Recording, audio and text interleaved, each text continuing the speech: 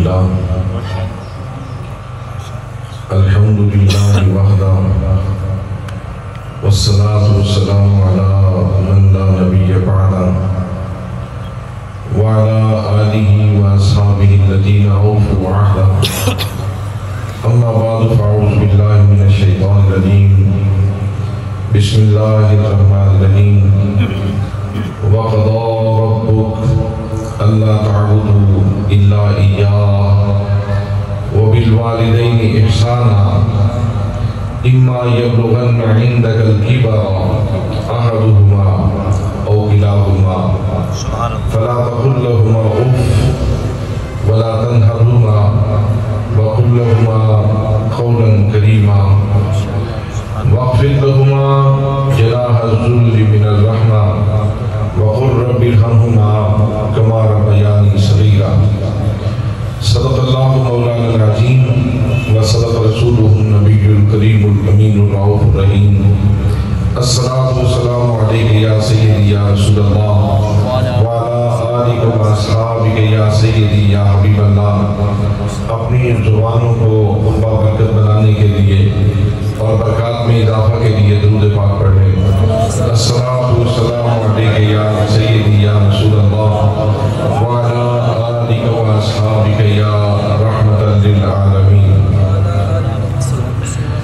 مقتدر محتشم ذی وقار ذی احترام علماء کرام، معززین علاقہ، برادران اسلام، برادران طریقت، برادران محبت، السلام علیکم ورحمۃ اللہ وبرکاتہ۔ آج کی یہ نور بدامہ سعادت افروز محفل مخدوم اہل سنت، خادم قرآن و سنت جناب الحاج محمد لطیف کھوکھر صاحب رحمۃ اللہ تعالیٰ علیہ، ان کی روح الفتوح کو ایصال ثواب کرنے کے لیے اترا شہر کے اسکول میں انتہائی حسن و احتشام سے انعقاد پذیر ہے۔ دعا ہے کہ اللہ کریم مرحوم کے درجات بلند فرمائے اور ان کی ساری اولاد کو ان کا خلف و رشید بنائے اور ان کے مشن کے ساتھ محبت کرنے کی توفیق نصیب فرمائے۔ حضرات، آپ نے بہت قیم خطابات سماعت کر دیے ہیں۔ حضرت علامہ مولانا پروفیسر ظفر اللہ قادری صاحب انتہائی پرمغز خطاب فرما رہے تھے، پھر ان کے بعد محمد رسول قادری صاحب کا خطاب بھی سنا آپ نے۔ اس لیے آپ سارے لوگ مصروفیات والے لوگ ہیں، میں زیادہ طوالت میں نہیں جاؤں گا۔ جو دو آیتیں میں نے آپ کی خدمت میں قرآن مقدس کی پڑھی ہیں، ان کا ترجمہ اور مختصر تشریح کر کے میں اپنی بات کو سمیٹ لوں گا۔ اللہ کریم کے قرآن مقدس کے اندر جتنے احکام، جتنے اوامر اور جتنے نواہی ہیں، وہ ساری کی ساری باتیں فیصلہ کن ہیں۔ کسی ایک جزئیے سے بھی اختلاف نہیں کیا جا سکتا، لیکن جو آیات میں نے تلاوت کی ہیں وہاں اللہ کریم نے دو حق بیان کیے اور فیصلہ کن انداز میں بیان کیا، اور اس کو تعبیر بھی فیصلہ سے کیا۔ فرمایا وَقَضَى رَبُّكَ، تمہارے رب نے یہ فیصلہ کر دیا، تمہارے رب نے یہ فیصلہ کر دیا ہے۔ سول کورٹ کا فیصلہ ہو تو اسے سیشن میں چیلنج کیا جا سکتا ہے، اور سیشن کا فیصلہ ہو تو اسے ہائی کورٹ میں چیلنج کیا جا سکتا ہے، اور اگر ہائی کورٹ کا فیصلہ ہو تو اسے سپریم کورٹ میں چیلنج کیا جا سکتا ہے، اور اگر سپریم کورٹ کا فیصلہ ہو تو نظر ثانی کی اپیل ہو سکتی ہے۔ لیکن حضرات محترم، جو احکم الحاکمین کی عدالت ہے، جو اللہ رب العزت کی عدالت ہے، اس کا فیصلہ اتنا جامع اور اتنا محکم اور اتنا مستند ہے کہ اس سے ذرا برابر بھی اختلاف نہیں ہو سکتا، اور نہ وہاں نظر ثانی کی کوئی گنجائش ہے۔ تو اللہ کریم ارشاد فرماتا ہے کہ تمہارے رب نے فیصلہ کر دیا۔ اب لفظ قضاء کے اندر ایک روب ہے، ایک دبدبہ ہے، ایک جلالت ہے، اور لفظ رب کے اندر اپنے اپنائیت کی مٹھاس ہی مٹھاس ہے، رحمتوں کے جہان آباد ہیں۔ تو چونکہ ایمان خوف اور امید کے درمیان ہے، اس لیے یہاں دونوں چیزوں کو اللہ کریم نے جمع کر دیا۔ خدا کے اندر روح تھا، دبدبہ تھا، جلالت تھی، یہاں خوف دلایا جا رہا ہے کہ کل تو نے اس جہان کو چھوڑ کے میری بارگاہ میں آنا ہے، تیری یہ سانسوں کی ڈوری ٹوٹ جائے گی، یہ موتی بکھر جائیں گے، اور کل تو نے میرے دربار میں آنا ہے، تو اس لیے ذرا سنبھل کے آ۔ اس کے اندر جلالت کا ذکر ہے اور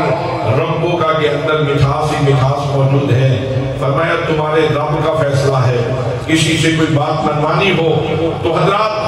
کہا جاتا ہے اس کے پیر و مرشد سے رابطہ کرتے ہیں کہ یہ بات مان جائے، اس لیے کہ پیر و مرشد کو محسن سمجھا جاتا ہے۔ حضرات محترم استاد گرامی کا فیصلہ ہو تو اس کو استاد کا فیصلہ ایک محسن کا فیصلہ ہے، اور انسان کے دل میں استاد کی قدردانی ہوتی ہے، اس لیے ان کی بات مان لیتا ہے۔ تو دوستان محترم اللہ کریم نے یہاں ارشاد فرمایا وَقَضَىٰ رَبُّكَ، تمہارے رب کا فیصلہ ہے۔ اور رب کسے کہتے ہیں؟ رب کہتے ہیں اس ہستی کو تدریک الشیء لا کمالہ بحسب استعدادہ الازلی شیئا فشیئا، وہ ہستی جو کسی بھی فرد کائنات کو نقطۂ آغاز سے اٹھائے اور تدریج کمال کی طرف لے جائے۔ حضرات محترم اگر اس چیز کو دیکھیں تو انسان دو چیزوں کا مجموعہ ہے، وہ اللہ کریم کے احسانات کا سلسلہ انسان کے پہلے رمے سے شروع ہوتا ہے۔ اللہ کریم ہمارے جسم کو بھی پال رہا ہے، ہماری روح کو بھی پال رہا ہے، ہمارے جسم کو بھی پال رہا ہے۔ کون سی وہ ساتھ ہے، کون سا وہ دقیقہ ہے، کون سا وہ منٹ ہے، کون سا وہ سیکنڈ ہے جس میں اللہ کا کرم ہمارے سامنے حال نہیں۔ تو اللہ کریم نے اپنے احسان کا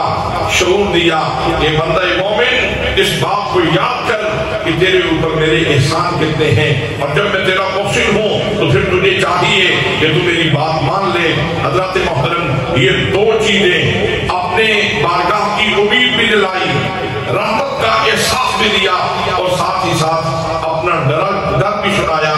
اور پھر اس کے بعد ارشاد فرمایا جا رہا ہے وَقَضَىٰ رَبُّكَ أَلَّا تَعْبُدُوا إِلَّا إِيَّاهُ، تمہارے رب نے یہ فیصلہ کر دیا ہے کہ تم نے عبادت کرنی ہے تو فقط اللہ تعالیٰ کی کرنی ہے، عبادت فقط اللہ کریم کی کرنی ہے۔ حضرات محترم اس جہان رنگ و روح میں باقی جتنی بھی چیزیں پیدا کی گئیں وہ ساری کی ساری اللہ نے انسان کے نوکر کے طور پہ پیدا کی ہیں۔ سورج کی معراج یہ ہے کہ وہ انسان کی نوکری کرے تو اس کی معراج ہو جاتی ہے، چاند اپنی چاندنی انسان کی خدمت میں پیش کرے تو اس کی معراج ہو جاتی ہے، ہوا اپنی برودت اگر انسان کی خدمت میں پیش کر لے تو اس کی معراج ہو جاتی ہے، اگر درخت اپنا پھل انسان کی خدمت میں پیش کر لے تو ان کی معراج ہو جاتی ہے، اگر یہ سبزیاں اپنا نتیجہ انسان کی خدمت میں پیش کر لیں تو سبزیوں کی معراج ہو جاتی ہے، اور اگر یہ آسمان سے باتیں کرتے ہوئے پہاڑ اپنے سینے کے دفینے انسان کی خدمت میں پیش کر لیں تو ان کی معراج ہو جاتی ہے۔ اور انسان کی معراج یہ ہے کہ یہ اپنے رب کی بارگاہ میں جھک جائے، یہ اپنے رب کی بارگاہ میں جھک جائے۔ تو فرمایا پہلا فیصلہ تو یہ ہے کہ میں نے تجھے اپنا شاہکار قدرت بنایا ہے، تجھے حسن کی دولت عطا فرمائی ہے، تجھے بے شمار ثروتوں کا، حسن کی ثروتوں کا امین بنایا ہے، اس لیے تمہیں عبادت کرنی ہے تو فقط میری کرنی ہے۔ اس کے بعد ایک جملے میں بہت بڑا حق تھا، بات بہت بڑی تھی، جناب سیدنا آدم علیہ السلام سے لے کر کے نبی کریم صلی اللہ علیہ وسلم تک جتنے انبیاء کرام تشریف لائے ان سب کی دعوت کا یہ مشترک پیغام ہے، اللہ کی عبادت کرو، اللہ کی بارگاہ میں سجدہ بندگی کرو، اللہ کی بارگاہ میں جبی سائی کرو، اللہ کی بارگاہ میں ناسیہ فرسائی کرو، اللہ کریم کے ہو جاؤ، اللہ کریم کی محبت اپنے سینوں میں بساؤ، اللہ کریم کے بارگاہ کے سجدوں کے ساتھ اپنے ماتھے کو روشن کرو۔ یہ تمام انبیاء کرام کا پیغام تھا، اہم پیغام تھا، جامع پیغام تھا، لیکن اس کو اللہ کریم نے ایک جملے میں ختم کر دیا، اور اس کے بعد پھر والدین کا حق بیان کرنا شروع کیا، والدین کا حق بیان کرنا شروع کیا۔ فرمایا وَبِالْوَالِدَيْنِ إِحْسَانًا، والدین کے ساتھ حسن سلوک سے پیش آنا ہے، ان کے ساتھ حسن سلوک سے پیش آنا ہے۔ حضرات لفظ لفظ احسان ذکر فرمایا، اور احسان کا مادہ اشتقاق حسن ہے، یعنی احسان حسن سے بنا ہے، تو اس کا مطلب یہ ہے تمہاری ڈیوٹی ہے کہ تم اپنے والدین کی خدمت کرو، لیکن یاد رکھو کھانا ترش روئی سے بھی دیا جا سکتا ہے، پانی جھڑک کے بھی پیش کیا جا سکتا ہے، لیکن اس انداز سے نہیں۔ اللہ کریم ارشاد فرماتا ہے کہ تیرے ہر انداز کے ساتھ حسن کی دولت موجود ہو، تو نے جب روٹی دینی ہے تو خوبصورت انداز میں پیش کر، جب ان کی خدمت میں پانی پیش کرنا ہے تو خوبصورت انداز میں پیش کر، جب ان کو دوائی دینی ہے تو خوبصورت انداز میں پیش کر۔ حضرات محترم، آپ ذرا اندازہ تو کریں کہ انسان کا پروٹوکول اور انسان کی تقریب اور انسان کی تعظیم اللہ کریم سکھلا رہا ہے۔ میرے دوستو، اس کے پہلو دو ہیں، ایک پہلو تو یہ ہے کہ مجھے میرے والدین کا ادب سکھایا جا رہا ہے،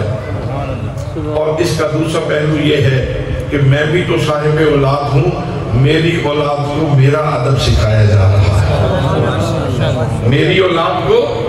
میرا ادب سکھایا جا رہا ہے۔ اگر انسان اپنی اوقات دیکھے، اپنی حیثیت دیکھے، اپنی بساط دیکھے، اپنے آپ کو دیکھے، اپنی شخصیت کو دیکھے، اور پھر اللہ کا کرم دیکھے، اللہ کی عنایت دیکھے، اللہ کی مہربانی دیکھے کہ میں کیا تھا اور میری اولاد کو میرا پروٹوکول سکھایا جا رہا ہے۔ سبحان اللہ، سبحان اللہ، سبحان اللہ، سبحان اللہ۔ حضرات محترم، لیکن میرے دوستو، یہ شعور محبت انہی لوگوں کو نصیب ہوتا ہے جو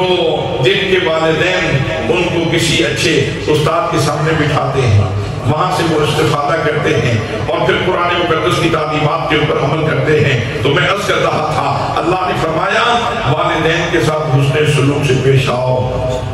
حسن کا خاصہ یہ ہے کہ حسن میں ترشی نہیں ہوتی، حسن میں تلخی نہیں ہوتی، حسن جہاں بھی اور جس رنگ، حسن جس رنگ میں اور جہاں ہوتا ہے اہل دل کے لیے سرمایہ جہاں ہوتا ہے۔ تو فرمایا تم نے اپنے والدین کے ساتھ جو بھی معاملہ کرنا ہے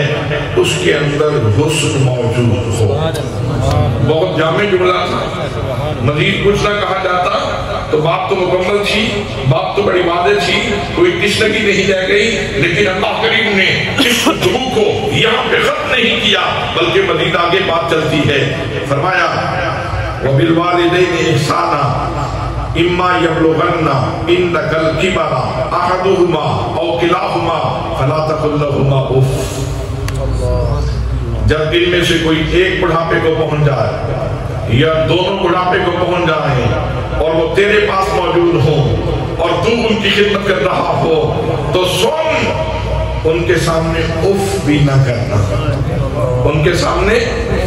اف بھی نہ کرنا۔ حضرات جھکنا تو بہت دور کی بات ہے، اونچا بولنا تو بہت دور کی بات ہے۔ اللہ کریم ارشاد فرما رہا ہے ان کے سامنے اف تک نہ کرنا۔ اس کا محل کیا ہے؟ اس کو تھوڑا سا سمجھنے کی ضرورت ہے۔ کوئی بھی کام کسی بندے کے سامنے ہوتا ہے تو اس کے اوپر بندہ رد عمل دیتا ہے۔ مثلا میں نے کوئی کام کیا تو آپ کہتے ہیں نہیں جی نہیں، ایسے نہ کریں، ایسے کریں، یہ رد عمل ہے۔ میں نے کوئی کام کیا تو آپ حقارت سے، نفرت سے دیکھ لیتے ہیں، یہ بھی ایک رد عمل ہے۔ تو جو بھی انسان کام کرتا ہے اس کے اوپر دوسرا دیکھنے والا، سننے والا رد عمل دیتا ہے۔ تو اولاد کو یہ بتلایا جا رہا ہے کہ جب والدین بات کریں، جب والدین کوئی کام کریں، جب والدین کوئی فیصلہ کریں، جب والدین کوئی حکم دیں تو سن، چھیڑنا تو بہت دور کی بات ہے، ان کے ساتھ اونچی آواز سے بات کرنا تو بہت دور کی بات ہے۔ جب بندہ کچھ بھی نہ کر سکے نا تو آخری جو رد عمل ہے وہ یہ ہے کہ میں تو بول بھی نہیں سکتا اور روک بھی نہیں سکتا، اف کاش یہ کام نہ ہوتا، اف یہ کام نہ ہوتا تو چنگا سی، اف یہ کام نہ ہوتا تو چنگا سی۔ اللہ فرماتا ہے جب ماں آکھے تو باپ آکھے تو اتنا بھی نہیں کرنا۔ جب ماں باپ کا فیصلہ ہو، جب ان کے حقوق کا مسئلہ ہو تو اس میں اف تک بھی نہیں کرنی۔ اما یبلغن عندک الکبر احدہما او کلاہما فلا تقل لہما اف۔ بہت جامع بات تھی، بہت جامع بات تھی، مفہوم بڑا واضح تھا، اس سے آگے کچھ نہ کہا جاتا، بات بہت کامل تھی، لیکن اس مضمون کو اللہ نے کلوز نہیں کیا، مزید آگے چلایا، فرمایا وَلَا تَنْهَرْهُمَا، ان کو جھڑکنا نہیں، ان کو یہ دونوں پہلو سامنے رکھیں، ایک تو یہ کہ مجھے میرے والدین کا ادب سکھایا جا رہا ہے، اور یہ بھی پیش نظر رہے کہ یار میں بھی بال بچے دار ہوں، میرا ادب میرا رب سکھا رہا ہے، میری تکریم میرا رب سکھا رہا ہے، میرے بچوں کو میرا پروٹوکول میرا رب سکھا رہا ہے کہ تم نے جھڑکنا بھی نہیں ہے، بلا تنہرہما، یہ جملہ بھی بہت جامع تھا، اس سے آگے بھی کچھ نہ کہا جاتا، بات کامل تھی، لیکن یہاں بھی مضمون کو کلوز نہیں کیا، بلکہ اس سے آگے ارشاد فرمایا وَلَا تَنْهَرْهُمَا وَقُلْ لَهُمَا قَوْلًا كَرِيمًا، جب بھی ان سے بات کرو تو تمہارے لہجے میں ملائمت ہونی چاہیے، مٹھاس ہونی چاہیے، تمہارے لہجے کے اندر ملائمت ہونی چاہیے، مٹھاس ہونی چاہیے۔ حضرات محترم، یہ جو لفظ کریم ہے، فرمایا وَقُلْ لَهُمَا قَوْلًا كَرِيمًا، کہ تمہارے لہجے میں کریمی ہو، یہ کریم کا مفہوم کیا ہے، اس کو بھی ذرا سمجھتے چلے جائیے۔ لفظ کریم یہ اللہ کی صفت ہے، لفظ کریم یہ اللہ کریم کی صفت ہے، اور اللہ کریم کی جو صفات ہیں یہ سارے کے سارے اللہ کریم کی طرف جانے کے دروازے ہیں، اللہ کی ذات کی طرف جانے کے دروازے ہیں، اور مختلف اسماء کی مختلف تاثیرات ہیں۔ حضرت شیخ عبدالعزیز دباغ رحمت اللہ تعالیٰ نے ارشاد فرماتے ہیں کہ یہ بات کرتے ہوئے کہ جب بھی تم نے کوئی وظیفہ کرنا ہو تو اپنے مرشد سے اجازت لے کے وظیفہ کرو، یہ بات کرتے ہوئے ارشاد فرماتے ہیں کہ اللہ کا ایک اسم مبارک ایسا ہے المتعال، اگر کوئی بندہ اس کا وظیفہ کرے اور وظیفہ کرنے کے بعد اس کو اس کا نور نصیب ہو جائے تو وہ بندہ ہمہ وقت ہنستا رہے گا، اور جب وہ ہمہ وقت ہنسنا شروع کر دے گا تو اترا شہر والے کیا کہیں گے، وہ پکڑیں گے اور میڈیکل اسپیشلسٹ کے پاس لے جائیں گے، یا جا کے اس کا سی ٹی اسکین کروائیں گے، اس کا دماغ چیک کروایا جائے کہ یہ ہمہ وقت ہنستا کیوں رہتا ہے۔ حالانکہ بات ایسی نہیں ہے، اس نے وظیفہ کیا اور اس کو اس وظیفے کا نور نصیب ہوا۔ اللہ کا ایک اسم گرامی ایسا ہے القریب، اگر کوئی بندہ اس کا وظیفہ کرے اور اس کو اس کا نور نصیب ہو جائے تو ہمہ وقت رونا شروع کر دے، وہ روتا ہی رہے، ہمہ وقت روتا رہے۔ اس لیے کہتے ہیں کہ جب بھی اللہ کریم کے اسماء الحسنی کا وظیفہ کرنا ہو تو اپنے مرشد سے پوچھو، اپنے پیر سے پوچھو، اس لیے کہ مرشد کا ہاتھ پیچھے ہوتا ہے تو پھر وہ تجلیات کنٹرول رہتی ہے اور انسان برداشت کر دیتا ہے۔ تو دوستان محترم، اسی طرح لفظ کریم کا جو تاثیر ہے، لفظ کریم کی وہ ٹھنڈی ہے، لفظ کریم کے اندر ٹھنڈک پائی جاتی ہے، یہ اللہ کی صفت ہے، اور اللہ نے یہ اپنے محبوب کو یہ صفت عطا فرمائی ہے۔ میرا رب بھی کریم ہے اور میرا رسول بھی کریم ہے، اور حضرت محترم اللہ کریم یہاں فرمانا یہ چاہتا ہے کہ جب تو اپنے والدین کے سامنے ہو تو اس وقت تیرے اندر میری شان کریمی کا جذبہ نظر آتا ہے۔ سبحان اللہ، سبحان اللہ، سبحان اللہ، ذرا ٹھہر کے کہیں، ذرا ٹھہر کے سبحان اللہ کہیں۔ یعنی اس وقت تو شیشہ بن جا ان کے لیے، ان کی آنکھوں کے سامنے تو شیشہ بن جا، اور اس شیشے میں سے وہ فقط تجھے نہ دیکھیں، وہ میری جلوہ سامانی دیکھیں۔ سبحان اللہ، تو کریم بن جا، تیرے اندر ٹھنڈک ہو اور ان کے کلیجے میں ٹھنڈ پڑ جائے تیری بات سن کے۔ حضرات محترم، اگر کسی بندے کو بلڈ پریشر کا مسئلہ ہو اور بلڈ پریشر کنٹرول نہ ہوتا ہو تو میں آپ کی خدمت میں یہ پیش کرنا چاہوں گا تحفہ کہ اگر کسی کو ہائی بلڈ پریشر کا مسئلہ ہو، وہ جب بیماری حملہ کرے، وضو کرنے کے بعد یا کریم یہ اللہ کی صفت ہے، اس کا وظیفہ شروع کر دے، یا یہ پڑھنا شروع کر دے سیدنا کریم صلی اللہ علیہ وآلہ وسلم، یہ پڑھنا شروع کر دے تو اس کا بلڈ پریشر کنٹرول ہو جائے۔ سبحان اللہ، اس لیے کہ اس اسم مبارک کے اندر ٹھنڈک ہوتی ہے، ٹھنڈک ہوتی ہے۔ حضرات محترم، پھر مفاد کیا ٹھہرا، پھر اس سے مستفاد کیا چیز ہوئی، پھر ہمیں مطلب کیا حاصل ہوا؟ فرمایا وَقُلْ لَهُمَا قَوْلًا كَرِيمًا، جب تو ان سے بات کرے تو ترشی نہ ہو تیرے لہجے میں، سختی نہ ہو تیرے لہجے میں، اس انداز میں بات کر کہ ماں باپ کے کلیجے میں ٹھنڈ پڑ جائے۔ سبحان اللہ، سبحان اللہ، سبحان اللہ، سبحان اللہ۔ وہ گھر کتنا خوبصورت ہوگا جس گھر میں والدین کے ساتھ بچے یوں بات کرتے ہوں۔ یہاں باپ پہ یہ احساس رہے، یہ احساس دامنگیر رہے کہ والد صاحب کی طبیعت میں کہیں ایسا نہ ہو کہ غصہ آ جائے، میں نے ایسے بات کرنی ہے کہ ان کی طبیعت ٹھنڈی ہو جائے، ان کے کلیجے میں ٹھنڈ پڑ جائے۔ یہ جملہ بہت جامع جملہ تھا، بہت کلیئر بات تھی۔ یہاں بات ختم ہو جاتی تو ٹھیک تھی، مفہوم کامل تھا، آگے کچھ نہ کہا جاتا تو میسج پہنچ چکا تھا، لیکن اللہ نے اس مضمون کو پھر بھی کلوز نہیں کیا، اس سے آگے مزید چلایا۔ فرمایا وَاخْفِضْ لَهُمَا جَنَاحَ الذُّلِّ مِنَ الرَّحْمَةِ، سن اگر تجھے دنیا کا کوئی عہدہ ملتا ہے، تو کسی سٹیج کا پریزیڈنٹ بن جائے، تو کسی ملک کا وزیر اعظم بن جائے، تو کسی علاقے کا MLA بن جائے، تو کسی علاقے کا MPA بن جائے، تو علامہ اجتماع بن جائے، تو ڈاکٹر ہو،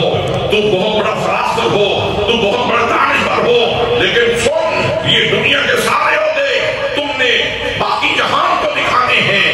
لیکن جب والدین کے سامنے آ کے بیٹھنا ہے تو ان کے سامنے اسی طرح بچہ بن کے اپنے پروں کو نیچے کر کے بیٹھنا ہے۔ سبحان اللہ، سبحان اللہ،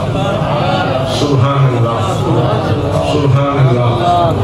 وَاخْفِضْ لَهُمَا جَنَاحَ الذُّلِّ مِنَ الرَّحْمَةِ، ان کے سامنے ایسے ہی بیٹھنا ہے اپنے پروں کو نیچے کر کے، اور اس کے لیے سنت بھی عطا فرما دی میرے آقا کریم صلی اللہ تعالیٰ علیہ وسلم نے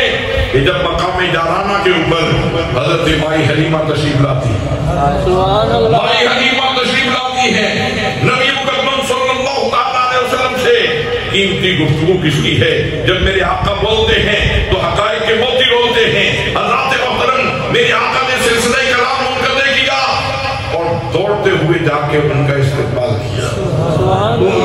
امی امی جات امی، میری ماں آ گئی، میری ماں آ گئی، میری ماں آ گئی۔ سبحان اللہ، پھر اپنے دوش مبارک سے چادر اتاری اور ان کے قدموں کے نیچے بچھا دی۔ نبیوں کا سردار، رسولوں کا سردار، فرشتوں کا سردار، حوران بہشتی کا سردار، غلمان جنت کا سردار، کائنات کا سردار، جس کے سامنے جبریل بھی آئے تو گھٹنے ٹیک کے بیٹھتے ہیں۔ حضرات محترم وہ ہستی اس گڑیا کے سامنے زمین کے اوپر بیٹھے ہیں اور سر جھکا کے بیٹھے ہیں۔ سبحان اللہ، سبحان اللہ، زمین کے اوپر بیٹھے ہیں اور سر جھکا کے بیٹھے ہیں، اور وہ گڑیا بھی ہاتھ لمبا کرتی ہے، زلفوں میں ہاتھ ڈالتی ہے، پیار کرتی ہے۔ میں تیرے ہاتھوں کے صدقے جاؤں مائی حلیمہ، سبحان اللہ، مائی حلیمہ تیرے ہاتھوں کے صدقے جاؤں، تو جب تو میرے مصطفیٰ کریم صلی اللہ علیہ وسلم کی زلفوں سے پیار کر رہی تھی، مائی حلیمہ میرے آقا کی زلفوں میں ہاتھ ڈال کے پیار کر رہی ہے، اور سرور عالم سر جھکائے سامنے بیٹھے ہیں۔ سبحان اللہ، سبحان اللہ۔ جبریل نے کس عقیدت سے دیکھا ہوگا، میکائیل نے کس عقیدت سے دیکھا ہوگا، اسرافیل نے کس عقیدت سے دیکھا ہوگا، اسرائیل نے کس عقیدت سے دیکھا ہوگا، حوران بہشتی نے کس عقیدت سے دیکھا ہوگا، غلمان جنت نے کس عقیدت سے دیکھا ہوگا، عرش نے کس عقیدت سے دیکھا ہوگا، کرسی نے کس عقیدت سے دیکھا ہوگا، زمین کس عقیدت سے دیکھ رہی ہوگی، اللہ کائنات کس محبت سے دیکھ رہی ہوگی کہ حضور صلی اللہ علیہ وسلم کی زلفوں میں مائی ہاتھ ڈال کے پیار کر رہی۔ سبحان اللہ، پھر جب انہوں نے جی بھر کے اپنے محمد کو باتیں سنا، سبحان اللہ، سبحان اللہ، سبحان اللہ، جی بھر کے اپنے پیارے محمد کو، سبحان اللہ، سبحان اللہ، صلی اللہ علیہ وآلہ وسلم کو باتیں سنا لی۔ میرے آقا نے الوداع کیا، تحائف پیش کیے، ساتھ چلے۔ الوداع کرنے کے بعد جب واپس رسول آئے کچھ ایسے لوگ جنہوں نے تازہ اسلام قبول کیا تھا وہ بھی وہاں مجلس میں موجود تھے، ان کو تعارف نہیں تھا، وہ حیران ہو رہے تھے یہ منظرنامہ دیکھ کے،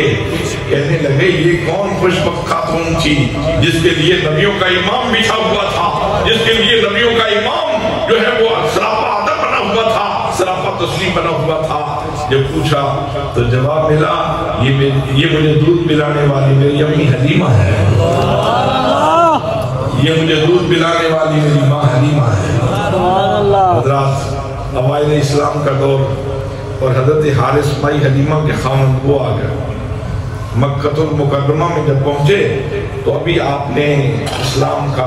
پیغام لوگوں تک تازہ پہنچایا تھا۔ تو آپ جانتے ہیں کہ مکے کے سارے راستوں میں سنادید مکہ اپنے بندے بٹھا دیتے تھے کہ تم نے ان کی کردار کشی کرنی ہے، اور یہ اللہ نے کیسا انتظام کر دیا کہ ہر راستے سے آنے والے لوگوں کو بریف کرتے لوگ، اور آنے والوں کے دل میں مزید ہرس پیدا ہو جاتی، مزید ان کی خواہش پیدا ہو جاتی کہ جن کے بارے میں بات کی جا رہی ہے باقی سارے کام اپنی جگہ پہ، ان کو دیکھ کے ضرور آنا ہے، ان کو دیکھ کے ضرور آنا ہے۔ اور پھر جو ان کو دیکھ لیتا تو پھر کہہ دیتا لگ گئی چوٹ محبت والی، عشق سے بچایا تن مندی نہیں خبر نہ کوئی، ایسا عشق نے دین چلایا۔ حضرت حارث بھی آئے تو بعض لوگوں نے پکڑ کے انہیں بریف کرنا چاہا کہ وہ جو محمد ہیں صلی اللہ علیہ وسلم وہ اس طرح کہتے ہیں کہ وحدہ لا شریک ہے، لات کوئی چیز نہیں، منات کوئی چیز نہیں، عزا کوئی چیز نہیں، حبل کوئی چیز نہیں، اللہ وحدہ لا شریک ہے، یکتا ہے، یگانہ ہے، واجب الوجود ہے، صمد ہے، بے نیاز ہے، لا شریک ہے، لا زوال ہے، لا جلال ہے، اس جیسا کوئی نہیں، اس کی ضد کوئی نہیں، اس کی ضد کوئی نہیں، اس کی مثل کوئی نہیں، مثال کوئی نہیں۔ وہ اس طرح کی باتیں کرتے ہیں اور ساتھ یہ بھی کہتے ہیں کہ یہ جہان ختم ہو جائے گا اور پھر ایک عرصہ لوگ نیست کے درجے میں رہیں گے، پھر جب چاہے گا اللہ کریم تو پھر جہان کو پیدا فرمائے گا، پھر زمین بنے گی، پھر آسمان بنے گا، پھر اللہ کی کٹہری لگے گی اور پھر داور معاشر کے حضور سب نے حاضر ہونا ہے۔ تو اس طرح انہوں نے بریف کیا حضرت حارث کو۔ تو آپ کہنے لگے جیسے تم نفرت بھرے انداز میں باتیں کر رہے ہو، میرا محمد ایسا نہیں تھا، میرا محمد صلی اللہ علیہ وآلہ وسلم، میرا محمد ایسا نہیں تھا۔ آ گئے، آ کے ملے، میرے پیارے میں نے تمہارا شکوہ سنا، تمہارے بارے میں باتیں سنی، تو کیا اللہ وحدہ لا شریک ہے؟ آپ نے فرمایا بالکل اللہ کریم وحدہ لا شریک ہے اور میں اس کا رسول ہوں۔ اچھا آپ یہ بھی کہتے ہیں کہ یہ دنیا ختم ہو جائے گی اور اس طرح پھر ایک عرصے کے بعد پھر نیا جہان پیدا ہوگا اور پھر داور معاشر کی کچہری لگے گی اور سب کی پیشی ہوگی۔ تو آپ نے فرمایا ایسا بھی ہوگا، اور حارث یہ سن لو اس دن میں تمہارا بازو پکڑوں گا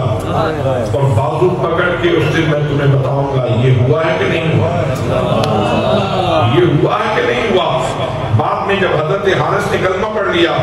تو وہ اس بات کو بڑی محبت سے بیان کیا کرتے تھے اور فرماتے تھے کہ جب میرا محمد میرا ہاتھ پکڑ لے گا تو پھر مجھے امید ہے کہ جنت سے پہلے چھوڑے گا نہیں، مجھے جنت پہنچا کے چھوڑے گا، مجھے جنت سے پہلے چھوڑے گا نہیں، مجھے جنت میں پہنچا کے چھوڑے گا۔ تو حضرات محترم میرے آقا نے صرف فلسفہ نہیں دیا،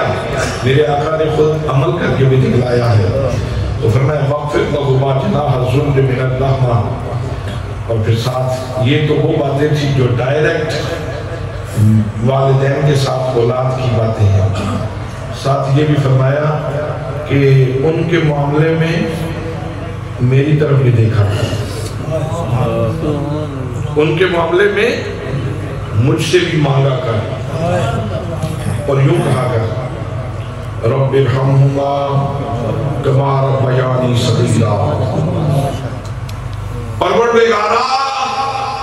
پروردگار عالم ان دونوں ہستیوں کے اوپر ویسے ہی کرم فرما جیسے انہوں نے چھوٹی عمر میں مجھے پالا ہے، مجھے سنبھالا ہے۔ اب ان لفظوں کے اندر ہر بندے کی ہسٹری بیان کر کہا کہ صرف میری طرف نہ دیکھ،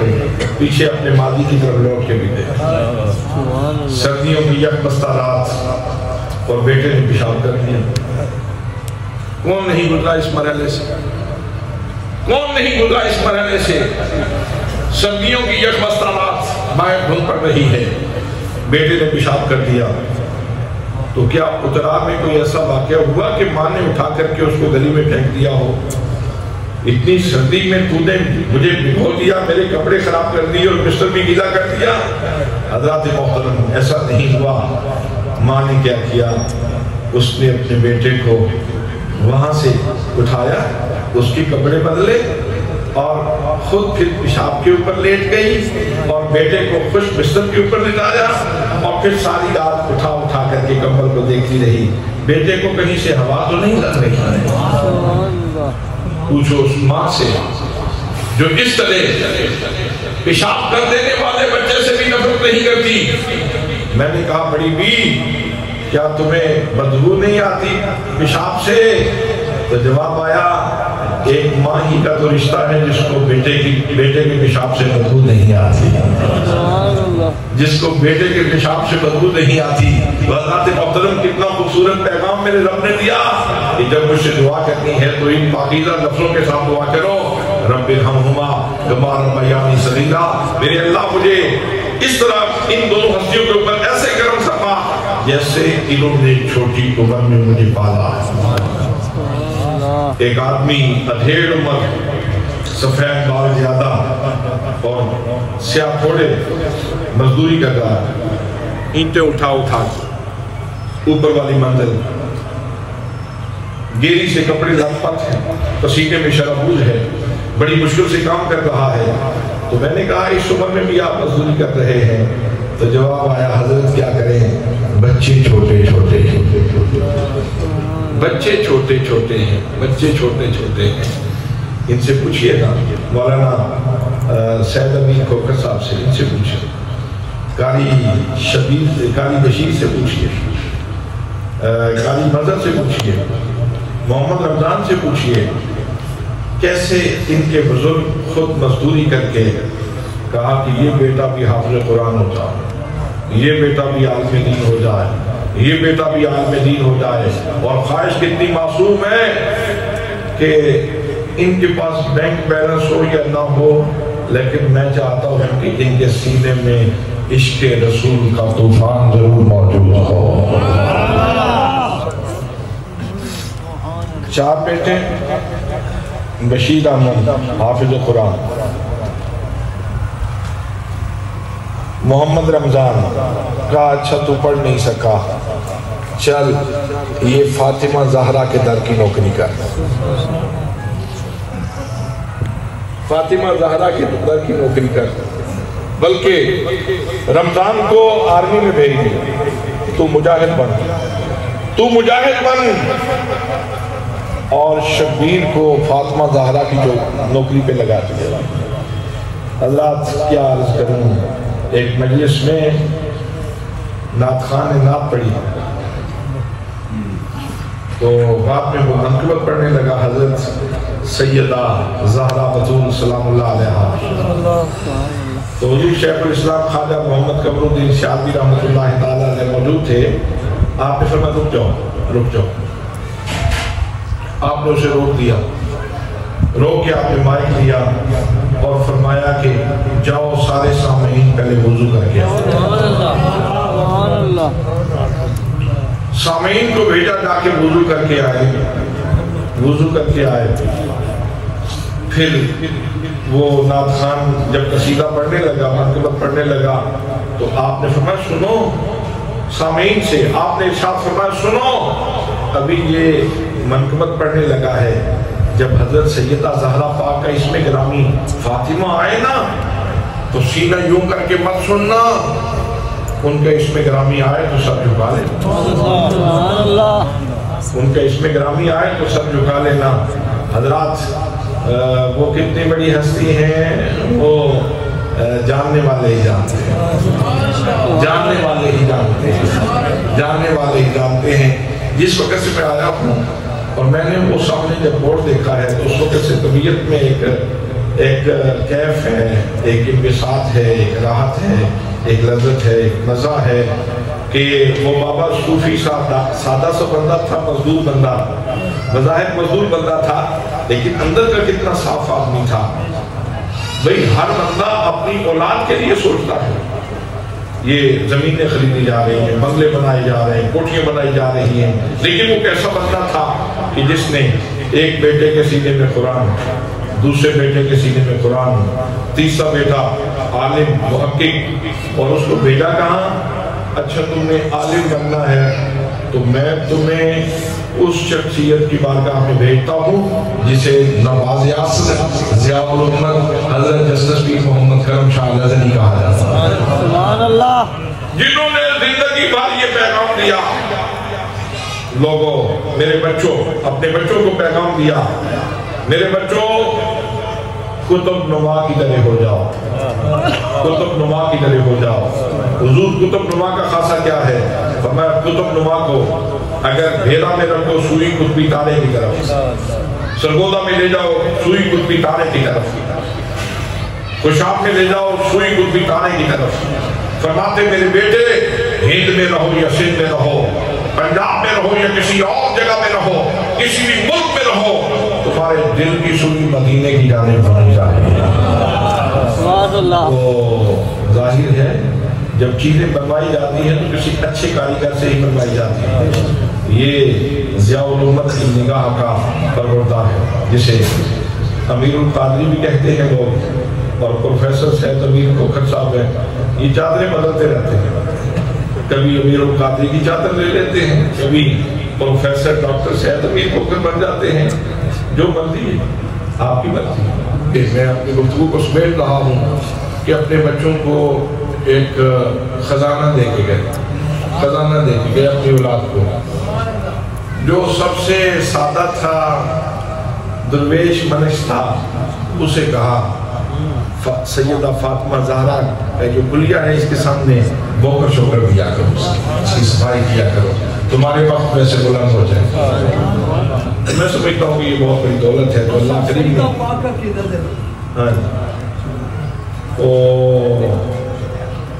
اللہ نے فرمایا کہ مجھ سے مانگنا ہے نا ان کے بارے میں، والدین کے بارے میں، تو یوں کہا کرو رب ارحمہما کما ربیانی صغیرا، میرے مالک ان کے اوپر ویسے ہی کرم فرمانا جیسے انہوں نے چھوٹی عمر میں مجھے پالا ہے، مجھے سنبھالا ہے۔ دعا ہے کہ اللہ کریم میرے اور آپ سب کے والدین کی مغفرت فرمائے اور ان کے درجات بلند فرمائے